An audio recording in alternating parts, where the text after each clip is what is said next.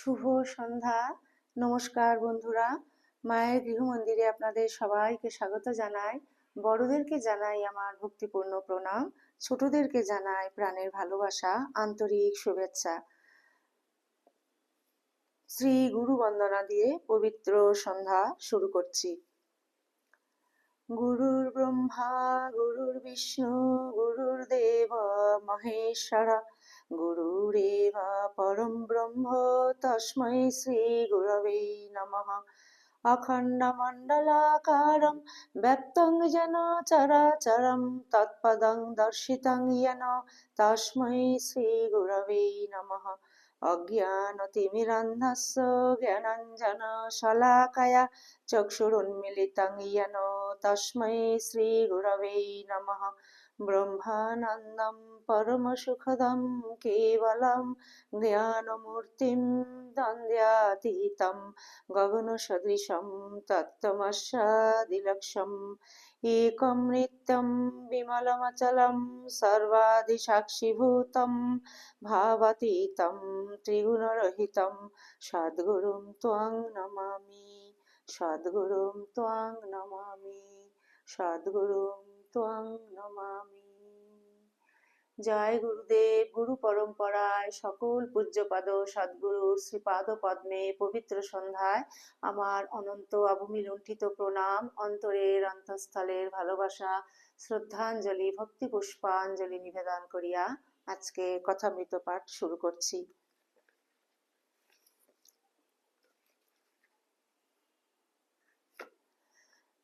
বন্ধুরা, শ্রীমকথিত শ্রী শ্রী রামকৃষ্ণ কথামৃত দ্বিতীয় খণ্ড পবিত্র গ্রন্থখানি থেকে 1883 খ্রিস্টাব্দের সেপ্টেম্বর তৃতীয় পরিচ্ছেদ, এই অংশে আমি এই চ্যাপ্টার থেকে পাঠটা শুরু করছি। আরেকবার বলছি, শ্রীমকথিত শ্রী শ্রী রামকৃষ্ণ কথামৃত দ্বিতীয় খণ্ড পবিত্র গ্রন্থখানি থেকে 1883 খ্রিস্টাব্দের সেপ্টেম্বর মাসে তৃতীয় পরিচ্ছেদ, তান্ত্রিক সাধন ও ঠাকুর শ্রীরামকৃষ্ণের সন্তান ভাব, এই অংশ থেকে পাঠ শুরু করছি। বন্ধুরা, আপনারা শেষ অবধি প্লিজ মায়ের গৃহমন্দিরের সঙ্গে থাকবেন।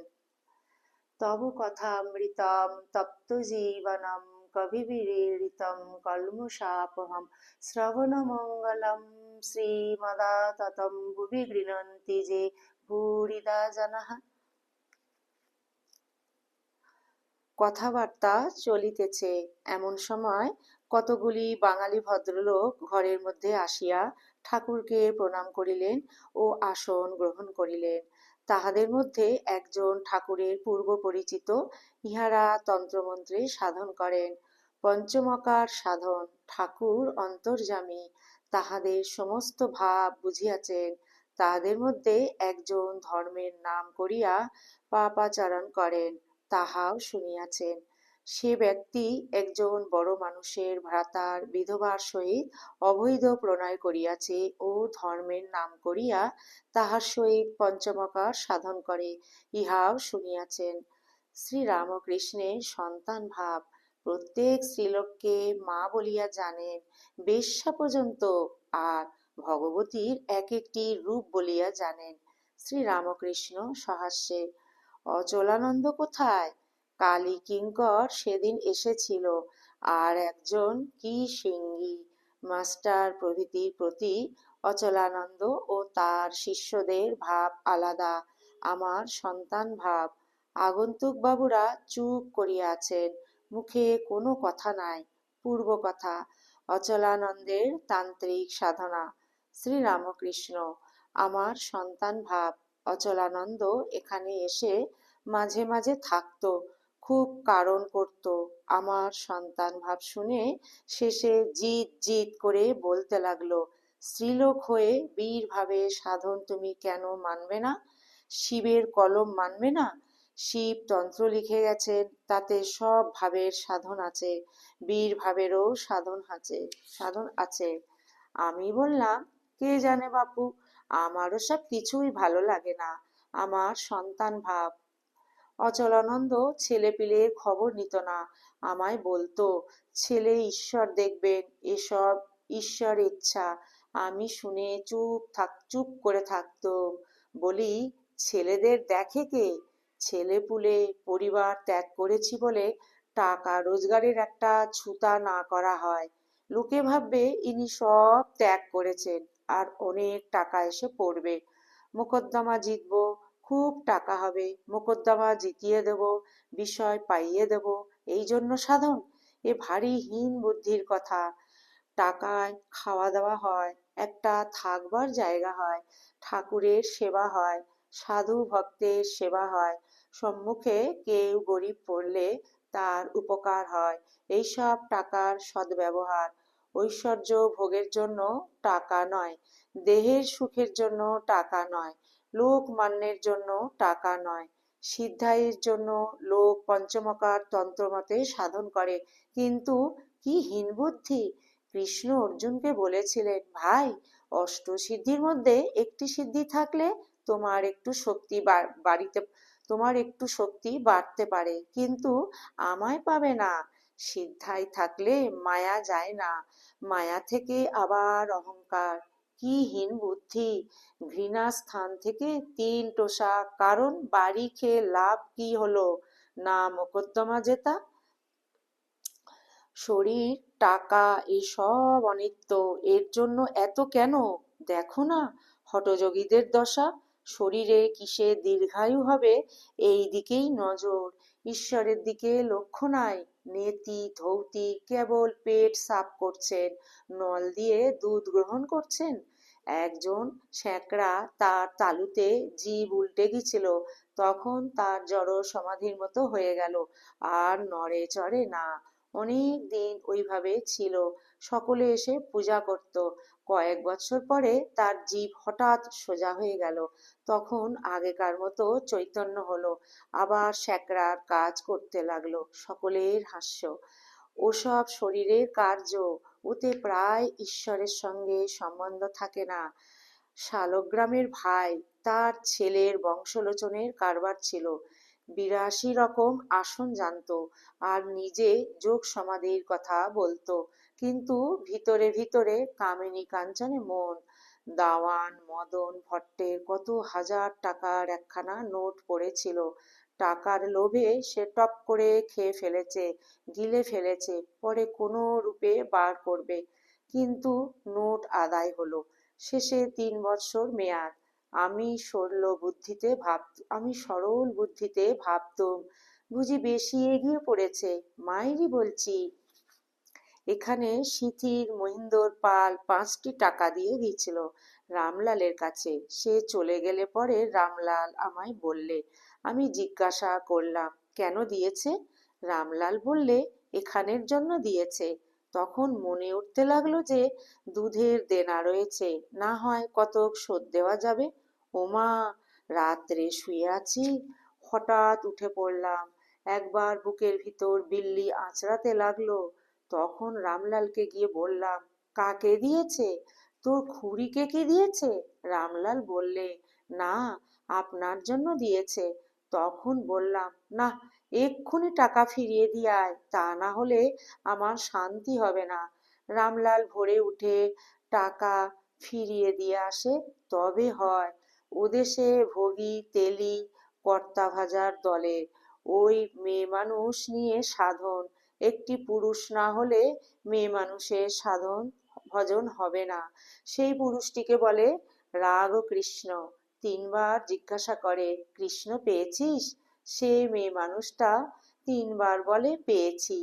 ভোগী ভগবতী, শূদ্র তেলি, সকলে গিয়ে তার পায়ের ধুলো নিয়ে নমস্কার করত। তখন জমিদারের বড় রাগ হলো। আমি তাকে দেখেছি।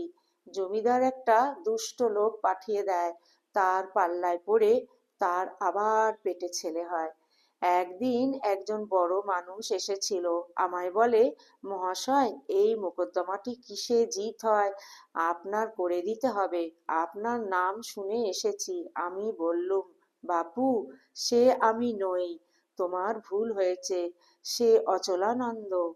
যার ঠিক ঠিক ঈশ্বরে ভক্তি আছে, সে শরীর টাকা এসব গ্রাহ্য করে না। সে ভাবে দেহ সুখের জন্য, কি লোকমান্যের জন্য, কি টাকার জন্য, আবার জব আবার তপ জপ কি, এসব অনিত্য। দুই এসব অনিত্য, দিন দুই তিনের জন্য। আগন্তুক বাবুরা এইবার গাত্রোত্থান করিলেন ও নমস্কার করিয়া বলিলেন, তবে আমরা আসি। তাহারা চলিয়া গেলেন। ঠাকুর শ্রীরামকৃষ্ণ ঈষৎ হাস্য করিতেছেন ও মাস্টারকে বলিতেছেন, চোরা না শুনে ধর্মেরও কাহিনী। সকলের হাস্য। চতুর্থ পরিচ্ছেদ। শ্রীরামকৃষ্ণ মণির প্রতি সহাস্যে, আচ্ছা, নরেন্দ্র কেমন? মণি, আজ্ঞা, খুব ভালো। শ্রীরামকৃষ্ণ, দেখো, তার যেমন বিদ্যে তেমন বুদ্ধি, আবার গাইতে বাজাতে। এদিকে জিতেন্দ্রিয় বলেছে বিয়ে করবে না। মণি, আপনি বলেছেন যে পাপ পাপ মনে করে সেই পাপী হয়ে যায়, আর উঠতে পারে না। আমি ঈশ্বরের ছেলে, এ বিশ্বাস থাকলে শীঘ্র শীঘ্র উন্নতি হয়। শ্রীরামকৃষ্ণ, হাঁ, বিশ্বাস। কৃষ্ণ কিশোরের কি বিশ্বাস বলতো? একবার তার নাম করেছি, আমার আবার পাপ কি? আমি শুদ্ধ নির্মল হয়ে গেছি। হলধারী বলেছিল, অজামিল আবার নারায়ণের তপস্যায় গেছিল, তপস্যা না করলে কি তার কৃপা পাওয়া যায়? শুধু একবার নারায়ণ বললে কি হবে? ওই কথা শুনে কৃষ্ণ কিশোরের যে রাগ, সেই ওই ওই কথা শুনে কৃষ্ণ কিশোরের যে রাগ, এই বাগানে ফুল তুলতে এসেছিল। হলদারির মুখের দিকে চেয়ে দেখলে না? হলধারীর বাপ ভারী ভক্ত ছিল। স্নানের সময় কোমর জলে গিয়ে যখন মন্ত্র উচ্চারণ করত, রক্তবর্ণম চতুর্মুখম এইসব ধ্যান যখন করত, তখন চক্ষু দিয়ে প্রেমাশ্রু পড়ত। একদিন এড়েদার ঘাটে একটি সাধু এসেছে, আমরা দেখতে যাব, কথা হলো। হলদারি বললে, সেই পঞ্চভূতের খোলটা দেখতে গিয়ে কি হবে? তারপরে সেই কথা কৃষ্ণকিশোর শুনে বলেছিল কি, সাধুকে দর্শন করে কি হবে এই কথা বললে? যে কৃষ্ণ নাম করে বা রাম নাম করে, তার চিন্ময় দেহ হয়, আর সে সব চিন্ময় দেখে, চিন্ময় শ্যাম, চিন্ময় ধাম। বলেছিল, একবার কৃষ্ণ নাম কি একবার রাম নাম করলে শতবার সন্ধ্যার ফল পাওয়া যায়। তার একটি ছেলে যখন মারা গেল, প্রাণ যাবার সময় রাম নাম বলেছিল। কৃষ্ণকিশোর বলেছিল, ও রাম বলেছে, ওর আর ভাবনা কি? তবে মাঝে মাঝে একবার কাঁদতো, পুত্র শোক। বৃন্দাবনে জলতৃষ্ণা পেয়েছে। মুচকি মুচিকে বললে, তুই বল শিব। সে শিব নাম করে জল তুলে দিলে। অমন আচারী ব্রাহ্মণ সেই জল খেলে? কি বিশ্বাস! বিশ্বাস নাই, অথচ পূজা জপ সন্ধ্যাদি কর্ম করছে, তাতে কিছুই হয় না। কি বলো? মণি, আজ্ঞা হাঁ। শ্রীরামকৃষ্ণ সহাস্যে, গঙ্গার ঘাটে নাইতে এসেছে দেখেছি। যত রাজ্যের কথা! বিধবা পিসি বলছে, মা, দুর্গাপূজা আমি না হলে হয় না। স্মৃতি গড়া পর্যন্ত বাটিতে বিয়ে থাওয়া বাটিতে বিয়ে থাওয়া হলে সব আমায় করতে হবে মা, তবে হবে। এই ফুলসজ্জের জোগাড়, খয়েরের বাগানটি পর্যন্ত। মণি, আগে এদেরই বা দোষ কি? কি নিয়ে থাকে? শ্রীরামকৃষ্ণ সহাস্যে, ছাদের উপর ঠাকুরঘর নারায়ণ পুজো হচ্ছে। ছাদের উপর ঠাকুরঘর নারায়ণ পুজো হচ্ছে, পূজার নৈবেদ্য, চন্দন ঘষা এই সব হচ্ছে, কিন্তু ঈশ্বরের কথা একটি নাই। কি রাঁধতে হবে? আজ বাজারে কিছু ভালো পেলে না? কাল অমুক ব্যঞ্জনটি বেশ হয়েছিল। ও ছেলেটি আমার খুড়তুতো ভাই হয়। হ্যাঁ রে, তোর সে কর্মটি আছে, আর আমি কেমন আছি? আমার হরি নাই। এসব কথা দেখো দেখি, ঠাকুর ঘরে পূজার সময় এইসব রাজ্যের কথাবার্তা। মণি, আজ্ঞে, বেশিরভাগই এইরূপ। আপনি যেমন বলেন, ঈশ্বরে যার অনুরাগ, তার অধিক দিন কি পূজা সন্ধ্যা করতে হয়? ওম নিরঞ্জনম নিত্যম অনন্তরূপম ভক্ত্যানুকম্পাধিতবিগ্রহং বৈ ঈশাবতারং পরমেশমিড্ডং ত্বং রামকৃষ্ণং শিরসা নমামঃ। ওম শান্তি শান্তি শান্তি। হরি ওম তৎসৎ। শ্রীরামকৃষ্ণার্পণমস্তু। জয় শ্রী গুরু মহারাজ জি কি জয়। জয় মহামাই কি জয়। জয় স্বামীজি মহারাজ জি কি জয়। জয় শ্রী শ্রী কথামৃতকার শ্রী মাস্টার মহাশয় শ্রীম কি জয়। জয় গঙ্গা মাই কি জয়। শ্রীম কথিত শ্রী শ্রী রামকৃষ্ণ কথামৃত পবিত্র সন্ধ্যায় আজ এই পর্যন্ত। আসুন শ্রী প্রভুর শ্রীপাদ পদ্মে আমরা সমবেত প্রার্থনা নিবেদন করি। ঠাকুর যেন তার সকল সন্তানদের অশেষ কৃপা করুণা দয়া করেন। তার আশীর্বাদ সদা সর্বদা তার সকল সন্তানদের উপরে অঝোর ধারায় বর্ষিত হোক। ঠাকুর যেন তার সকল সন্তানদের নিজ নিজ সাধন জীবন সদা সর্বদা সর্বত্র রক্ষা করেন। বন্ধুরা, আপনারা সবাই ঠাকুরের অসীম কৃপায় খুব ভালো থাকবেন, সুস্থ থাকবেন, আনন্দে থাকবেন। সদা সর্বদা আমরা মনটিকে যেন ঠাকুরের শ্রীপাদ পদ্মেই যেন ফেলে রাখতে পারি। গুরুদেব ঠাকুর মা স্বামীজিকে শুভরাত্রি জানিয়ে বন্ধুরা আপনাদের সবাইকে জানাই শুভরাত্রি। সবাই খুব ভালো থাকবেন, আনন্দে থাকবেন, সুস্থ থাকবেন। সদা সর্বদা ঠাকুরকে নিয়েই আমরা যেন স্মরণ মননে মনটিকে ঠাকুরের শ্রীপাদ পদ্মে ফেলে রাখতে পারি। নিত্য শ্রী শ্রী রামকৃষ্ণের কথামৃত অনুধ্যান বন্ধুরা যদি আপনাদের ভালো লেগে থাকে প্লিজ চ্যানেলটিকে আপনারা সাবস্ক্রাইব করবেন আর সদা সর্বদা মায়ের গৃহ মন্দিরের পাশে থাকবেন এই বিনীত অনুরোধ আপনাদের সবার কাছে রইল। আজকে এই ভিডিওটি আমি পবিত্র সন্ধ্যায় এখানেই পরিসমাপ্তি করছি।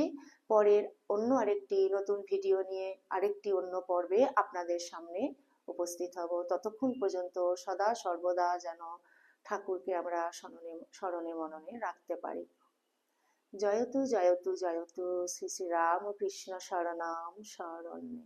শরণাগত শরণাগত শরণাগত প্রভু সবাইকে কৃপা করো।